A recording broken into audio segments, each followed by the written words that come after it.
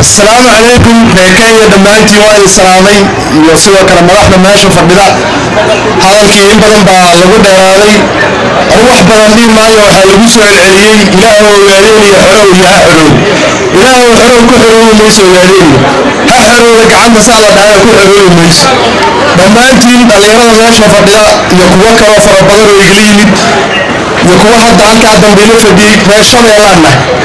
gobolkii Shabeelle waxa caasimad waa magaalada Gool tusheeyo waqti waxa laga furay warshad weyn oo 4.2 bilyan oo dollar lagu dhisay oo ninka Dangote la dhaw dhisay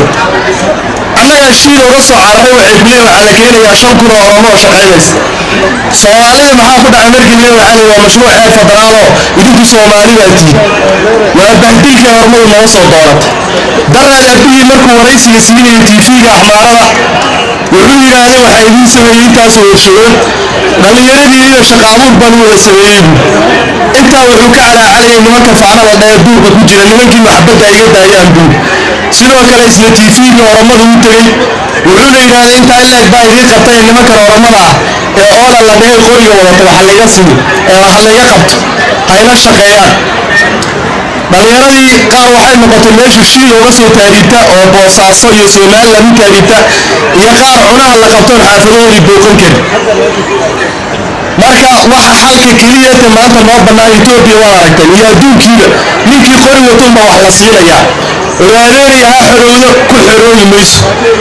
42 sano walaalaha xorooyo 8 sano hadda qoriga dhigay ugu dartay dibudajin baa Oromo loo sameyn baa leeyahay dhalinyaradu waxay ka waraynin oo calooshii xaruujisa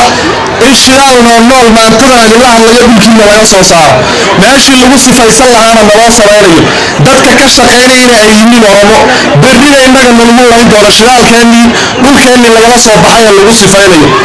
jawhada ururka waxaan ka codsan lahaa inay caymiska naga furto tiraada gala dagaalka wax la fiirsado Itoobiya kuma harin annaga diyaara dhalinyaro badan oo kaleeta diyaara odayaashu waxay rabaan garanayna anu dhalinyarada waxay rabto wanuga annagu nolol iyo lacag baan rabnaa iyo shaqo joogta iyo baasibooro waxaan rabnaa hoggaanka way fadhiyaan meesha inay nafasaxaan